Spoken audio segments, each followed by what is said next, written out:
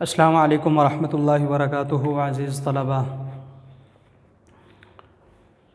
الجزء الاول کی ہم 27 آیات تک پڑھ چکے ہیں۔ الجزء الثانی من ہدی الاحادیث یا من ہدی الحدیث، احادیث کے حصے کی ہم 16 حدیثیں پڑھ چکے تھے۔ موضوعاتی مطالعے کا ایک چیپٹر پڑھ چکے تھے، تو اب ہم لوٹتے ہیں الجزء الثانی کی طرف، من ہدی الحدیث کی طرف۔ حدیث نمبر 17 پڑھ لیتے ہیں آج ہم۔ تو میرے پاس ٹیکسٹ بک کا پیج نمبر 54 ہے، اس کی حدیث نمبر 17 دیکھیے۔ ہم سب سے پہلے اس کی ریڈنگ کرتے ہیں۔ بسم اللہ الرحمن الرحیم۔ من حج البیت فقضى مناسکہ وسلم المسلمون من لسانہ ویدہ غفر له ما تقدم من ذنبہ۔ کہ من حج البیت، جس نے بیت اللہ کا حج کیا، فقضى مناسکہ، اور اس کے مناسک پورے کیے، یعنی جو اس کے ارکان حج ہیں ان کو اچھی طرح ادا کیا، وسلم المسلمون من لسانہ ویدہ، اور محفوظ رہے مسلمان اس حج کرنے والی کی زبان اور اس کے ہاتھ سے، غفر له ما تقدم من ذنبہ، تو اس کے پہلے گناہ معاف کر دیے گئے۔ تشریح: حج بھی اسلام کا ایک اہم رکن ہے۔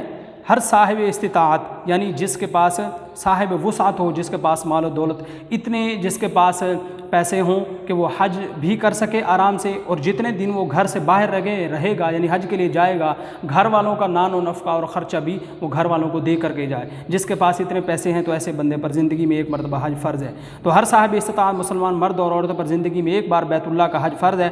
حج کے سلسلے میں مکہ میں دنیا بھر کے مسلمانوں کا عظیم الشان اجتماع ہوتا ہے، لہذا اس بات کا اہتمام ضروری ہے کہ اس موقع پر صبر و تحمل، عفو و درگزر اور ایثار سے کام لیا جائے، یعنی صبر اور تحمل سے کام لیا جائے۔ کوئی ناگواری پیش آ جاتی ہے، کوئی دھکا لگ جاتا ہے، کسی کو یقین ایک جمع غفیر ہوتا ہے، تو صبر سے، تحمل سے، جو ہے سلیقہ مندی سے کام لیا جائے۔ عفو درگزر، اگر کسی کی طرف سے ہمیں کوئی تکلیف پہنچی ہے تو ہمیں معاف کرنے کا ہمارے اندر جذبہ ہونا چاہیے، ہم معاف کر دیں۔ اور ایثار سے، یعنی کہ دوسرے کے لیے قربانی دینے کا، دوسرے کے لیے خدمت، دوسرے کی خدمت کرنے کا جذبہ ہمارے اندر ہونا چاہیے۔ اپنے کسی مسلمان بھائی کی زبان سے دل آزاری کی جائے، نہ ہاتھ سے اسے کوئی تکلیف پہنچائی جائے، یعنی نہ دل سے زبان سے تکلیف پہنچانی کسی کو، نہ ہی ہاتھ سے۔ اس حدیث میں یہی بات کہی گئی ہے کہ جو حج اس اہتمام سے کیا جائے گا، یعنی ان باتوں کو ملحوظ خاطر رکھ کر جو بندہ حج کرے گا، اس کے نتیجے میں انسان کے پچھلے تمام گناہ معاف کر دیے جائیں گے۔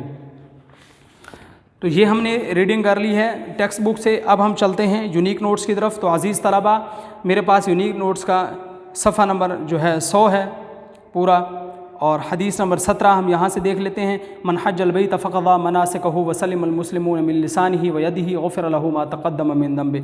کہ جس نے بیت اللہ کا حج اور اس کے مناسک یعنی ارکان پورے ادا کیے، اور مسلمان اس کی زبان اور اس کے ہاتھ سے محفوظ رہے، تو اس کے پہلے گناہ معاف کر دیے گئے۔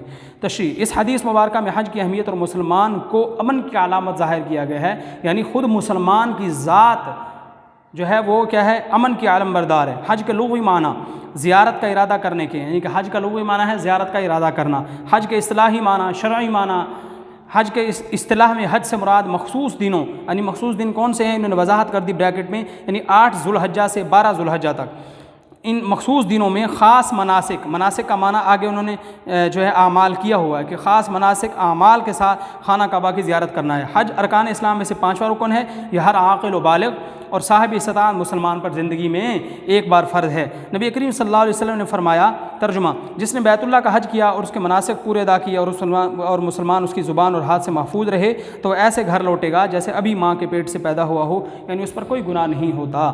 مناسک حج، یعنی کہ حج کے ارکان کیا ہیں؟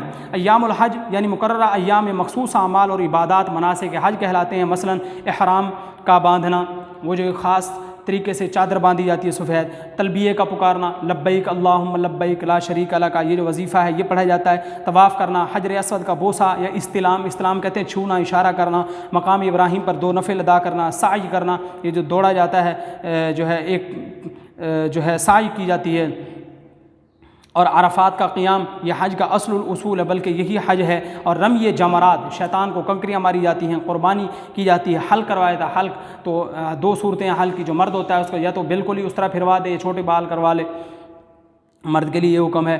اور حج کی فرضیت و اہمیت، حج 9 ہجری کو فرض ہوا۔ ارشاد باری تعالی ہے، ترجمہ: لوگوں پر یہ اللہ تعالیٰ کا حق ہے کہ جو اس گھر تک پہنچنے کی طاقت رکھتا ہو وہ اس کا وہ اس کے گھر کا حج کرے، سورہ آل عمران۔ ترجمہ، اور وہ لوگ اس قدیم گھر یعنی بیت اللہ کا طواف کریں، یقیناً طواف ہم تبھی کریں گے جب وہاں جائیں گے حج کے لیے عمرے کی نیت سے۔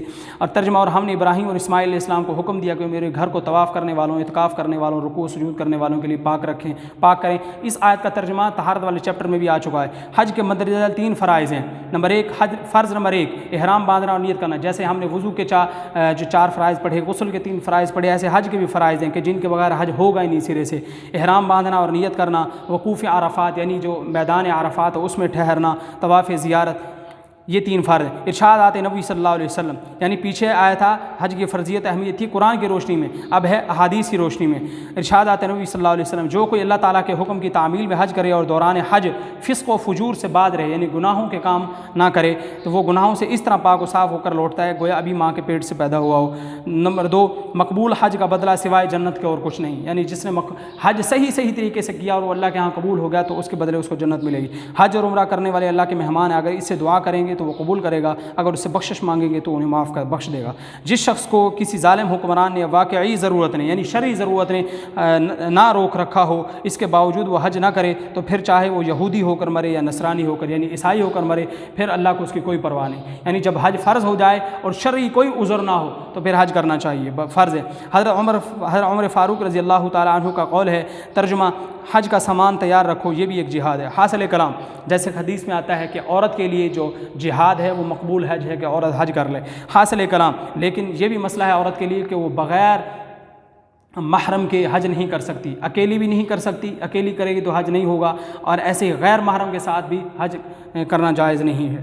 حاصل کلام، حج کے موقع پر مکہ مکرمہ میں مسلمانوں کا عظیم الشان اجتماع ہوتا ہے۔ اس موقع پر صبر و تحمل، عفو و درگزر و ایثار سے کام لیا جائے، کسی مسلمان بھائی کی زبان سے دل آزاری نہ کی جائے، نہ ہاتھ سے اسے کوئی تکلیف پہنچائے، نہ زبان سے کوئی جملہ کہہ کر کوئی کلمہ ایسا کہہ کر تکلیف دیں، نہ ہاتھ سے تکلیف دیں کسی کو۔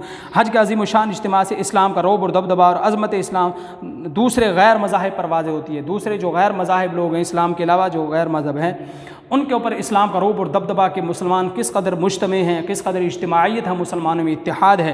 غیر مسلموں کو معلوم ہو جاتا ہے کہ مسلمان امن کے علم بردار ہیں، کہ اتنا بڑا جم غفیر ہے، کوئی لڑائی جھگڑا نہیں، کس طرح امن پرسکون کے ساتھ رہ رہے ہیں۔ وہ کسی صورت میں دہشت گرد نہیں ہو سکتے، یہی اللہ اور اس کے رسول کی تعلیمات ہیں، اور بالکل ایسے ہی ہے، مومن کبھی مسلم کبھی دہشت گرد نہیں ہو سکتا۔ تو عزیز طلبہ، یہ حدیث نمبر 17 کا ترجمہ تشریح آپ کے سامنے آ گئی۔ اس کے سوالات بھی آپ نے جیسے دوسری احادیث کے آخر سے یاد کیے تھے، ایسے اس کے سوالات بھی آپ نے یاد کر لینے ہیں۔ حدیث نمبر 17 کے اس کے سوال کیا ہیں؟ سوال نمبر 14 ہے، نبی کریم صلی اللہ علیہ وسلم نے حج کی کیا فضیلت بیان فرمائی ہے؟ سوال نمبر 15، حج کے دوران کس بات کا اہتمام کرنا ضروری ہے، یا دوران حج مسلمانوں کے لیے کیا احکامات ہیں؟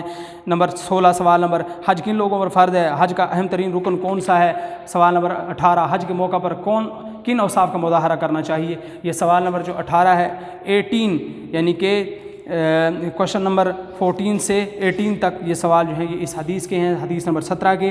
یہ آپ نے ریڈنگ کرنی ہے اچھی طرح، مشکل الفاظ آپ نے لکھنے ہیں، اور یہ حدیث کا ترجمہ آپ نے یاد کرنا ہے، حدیث کی تشریح اچھی طرح یاد کرنی ہے، تاکہ سوال بھی جو بعد میں آئیں گے وہ آپ کو اچھی طرح یاد کر سکیں، اور اس کے ساتھ ہی جو تشریح وہ آپ نے اچھی طرح یاد کر لینی ہے۔ تو یہ جو کام آپ کے ذمہ لگائے تھے عزیز طلبہ، یہ آپ نے بھرپور ذمہ داری کے ساتھ آپ نے یاد کرنا ہے۔